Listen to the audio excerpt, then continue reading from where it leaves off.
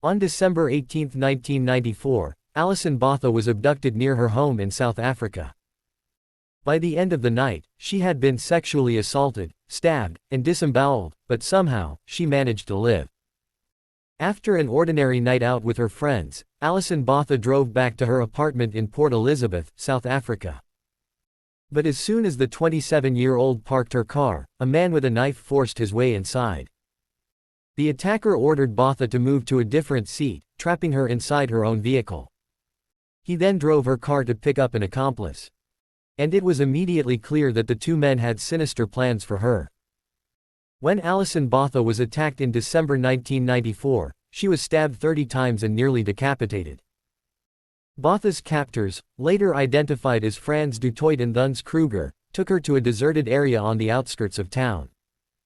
There, they brutally assaulted her, disemboweled her, and slashed her throat so deeply that she was nearly decapitated. Finally, they left her for dead in a clearing. But Botha was still breathing. "I realized my life was too valuable to let go of," she later said. "And that gave me the courage to survive." This is the story of Alison Botha, and her incredible will to live. Alison Botha was born on September 22, 1967, in Port Elizabeth, South Africa. Her parents divorced when she was 10 years old, and Botha spent most of her childhood living with her mother and brother. In her early years, Botha led a fairly normal life. She served as head girl at the Collegiate High School for Girls in Port Elizabeth. When she finished her education, she spent a few years traveling. And after she returned home, Botha found a job as an insurance broker, which she enjoyed. The night of her attack seemed like an ordinary night, at least at first. After spending some time at the beach with her friends, Botha brought them back to her apartment for pizza and games. When most of the group left, Botha drove her last friend home. Then, Botha headed back to her apartment. But she wouldn't make it inside. After Botha parked her car, she reached toward the passenger seat to grab her bag of clean laundry to take inside. But she suddenly felt a gust of warm air. A man with a knife had opened the driver's door. "Move over, or I'll kill you," he said. Terrified, Botha did as she was told. The man took control of the car and soon sped away. "I don't want to hurt you," said the man, who identified himself as Clinton. "I just want to use your car for an hour." Clinton, whose real name was Frans du Toit, then traveled to another part of Port Elizabeth to pick up his friend Theuns Kruger. The men then took Alison Botha to a secluded area just outside the city. Frozen, Botha knew something horrible was about to happen to her. Frans du Toit and Theuns Kruger told Alison Botha that they were going to have sex with her. They asked her if she would fight them.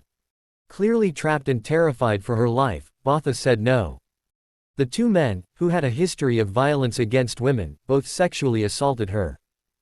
And they were soon determined to kill her as well. At first, they tried to suffocate her. But even though she lost consciousness, Botha clung to life. Frustrated, du Toit and Kruger took their brutality to the next level. They stabbed Botha at least 30 times in the abdomen. Botha later recalled that du Toit specifically wanted to mutilate her reproductive organs. But somehow, the attackers missed those specific parts of her body. When Botha's leg twitched, du Toit and Kruger decided the job wasn't quite done yet. They then slit her throat 16 times. "All I could see was an arm moving above my face," Alison Botha later recalled. "Left and right and left and right. His movements were making a sound. A wet sound, it was the sound of my flesh being slashed open. He was cutting my throat with the knife. Again and again and again." Botha's mind struggled to make sense of what was happening to her. "It felt unreal but it wasn't," she said. "I felt no pain, but it was not a dream. This was happening. The man was slashing my throat." As the men finally stepped back, Botha heard them admiring their work and speaking in Afrikaans.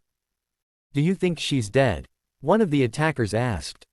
"No one can survive that," the other replied. Apparently satisfied that they had killed her, du Toit and Kruger drove away. But little did they know that Botha was still breathing. Lying alone atop sand and broken glass, Botha knew, "I had to at least leave a clue about who did this to me." She decided to write the names of her attackers in the dirt.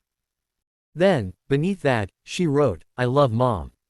But soon, Botha realized she might have a chance to survive. In the distance, she could see headlights streaking through the bushes. If she could just manage to get onto the road, someone might be able to help her. When Alison Botha moved toward the headlights, she realized the full extent of her injuries.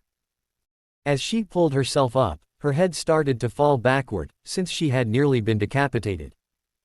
Meanwhile, she could also feel something slimy protruding from her abdomen, her intestines. She had to use one hand to keep her organs from spilling out and the other hand to literally hold onto her own head. Botha recalled, "As I struggled forward my sight faded in and out and I fell many times but managed to get up again until I finally reached the road. There, she collapsed along the white line. Even in her disoriented state, she knew that this was the best position to attract the attention of a motorist."